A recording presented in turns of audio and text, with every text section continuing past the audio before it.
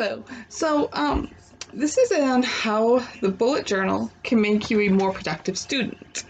Um, I don't like trying out new productivity systems like this because of the fact that it's just another thing I'm going to start, and then 2 weeks in, I'm going to forget about it. A couple of my friends mentioned they were starting bullet journaling. I thought, great, another, fad. I've seen the cutest impractical lettering on Instagram. Who's got the time to do that every day? I wrote bullet journaling off, and not for me. And it seems like something for only really, really creative people. And when it comes to organizing and stuff, I don't like my own handwriting. So it didn't seem like for me. But bullet journaling can keep you focused. I'm gonna dive a little bit deeper into each part on how, because I've talked about bullet journaling before, but on how it can help you be a more productive student, especially in college. It actually has helped me quite a bit. So all you need to start bullet journaling is a dotted journal and a pen. Preferably many different colored pens. I don't do it the traditional way of dotted journaling. I just did it on plain paper so I can organize it how I wanted myself, and used a ruler. Rulers can help to make the lines straighter. The biggest advantage of using a paper journal is that it doesn't have a gazillion apps fighting for your attention, like your phone or using your computer and stuff like that. If you need to check what you need to do for your next class, you open your notebook, look at your schedule, and get right back to what you were doing before. The bullet journaling, also called Bojo, seems weird to me, but that's okay. The Bojo also helps you take fast notes faster while keeping everything in one place. No more piles and piles of Post-its, planners, digital tasks, and Evernote. All of your stuff will be in one notebook. Finally, your Bojo will also help you prioritize and manage your time. Because you'll have to manually rewrite tasks if you don't get them done, you think twice about how important the task is. If it's not worth the time to migrate to a different day, then don't do it. It wasn't important enough to do in the first place. Now you're probably wondering how exactly the paper journal can help you do all of this when there are digital productivity systems and custom-made planners out there. Well, here's how. Rapid logging helps you take notes faster. Rapid logging is a faster way to take notes. It also makes reviewing your notes easier because of specific bullet points. So how when you would do that is bullet. It actually is easier, even though I don't use my bullet journal for notes. I use the same system when taking notes. The daily log also keeps you organized in the short term. So I have a few things for daily logs that I do for myself. For other things, like mental health, stuff like that. With a rapid logging notation, you can quickly take tasks and details in each day without resorting to longhand. The daily log is a day-to-day container for the rapid logged tasks you have to do for the day, including what to do, ideas, and events cropping up during the day. If you're just getting started with a bullet journal, I would recommend you start by testing out the daily log. Here's how. So you write the date at the top of the page. This is useful when referring back to it. Use bullets for tasks and dashes for notes. Notes can be stand-long thoughts and ideas. They can provide details on a task or an event. If a task has subtasks, you can use an indent bullet underneath the task. So I haven't used, this thing to show you what I'm looking at right now. It tells me all my notes because I have this open, and then I have a thing open showing my notes. But I'm going to see about showing them to you because there are some important things that seem interesting on how to set it up. So I'll get that open here in a second. So here we are. So as I was saying, if it has subtasks, use indent. So here's an idea of what it would look like. You have your date, your subject, the day it's due, your bullet point, and then underneath it sub bullet points, and then sub bullet points here telling you everything. So that's how it can help you keep organized. And then there's more on the next page. And then once you finish a task, cross out the bullet with an X. You can only use X as the bullet if you finished all the subtasks. If you don't need to do a task anymore, feel free to. So once again, now it has the same thing.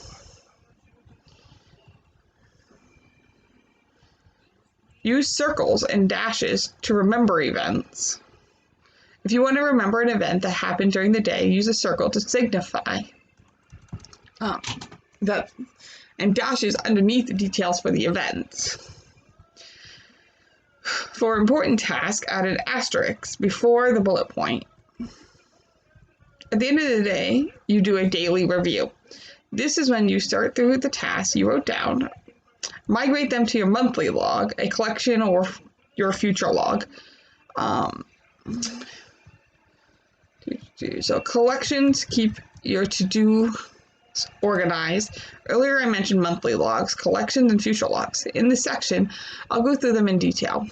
Collections are a set of papers for a specific purpose. An index is kind of collection that helps you locate all your other collections.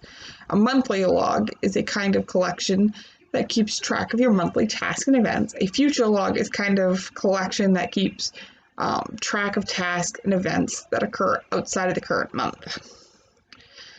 The index helps you find everything in your bullet journal. The index occurs the first 4 pages of your Mojo. It's a list of all your collections you have in your journal, plus their page numbers. If you're just starting, the index will only have your future log and monthly logs. If the collection exceeds the initial number of pages you allotted for it, then you can continue the collection in another set of pages, marking down the new set in your index.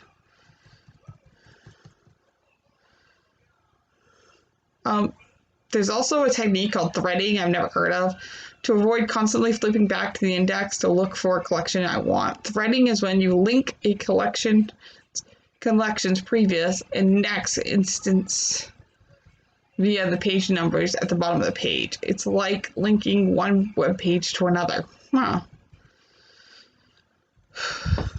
future log tracks tasks you need to do in the next 12 months. I think that's really, self-explanatory. The monthly log tracks what you need to do this month. Sorry about this. This popped up.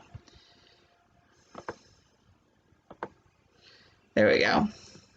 Custom collections track for the rest of migration keeps your entire system in check.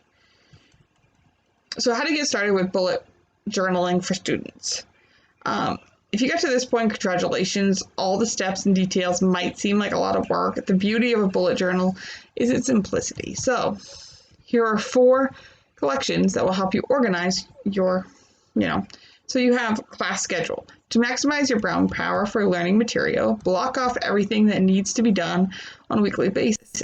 Don't just block off your classes, include your gym time and study time too. You can also track your scheduling to the next level of having class tracking pages. So in the column, you also have shows your work, project tracker for work. 3, the extended monthly log. The monthly log befuddled me when I first started. Let's use a monthly log when I can use a weekly one. When I mentioned earlier that a monthly log is a collection that I use most. This is because I use the tracking habits, streaks, and importance, but not urgent tasks. So for mine, I have a feelings tracker and stuff like that. You also can do a weekly plan. So will the bullet journal help you become more productive? Remember, anything worth doing is hard. An offline productivity system like bullet journaling takes more time than a digital system. or note-taking app. Bullet journaling takes work to learn and maintain. Personally, I like it. I admit I don't do it as often as I should. That's over now. Stop. Anyway, so now that that's gone, let's see if I can find it.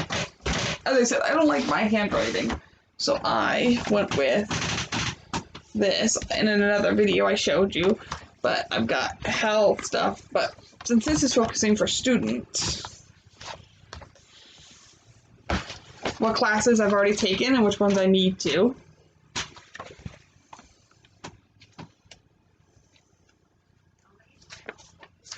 And that takes up a couple pages, so. My class schedule. This one was for last semester.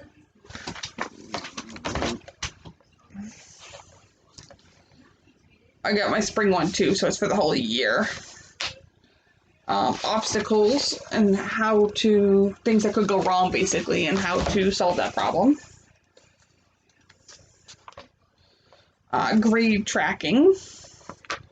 And I have like an educational map to show me that, and budgeting for college. So that's it. Thanks for watching.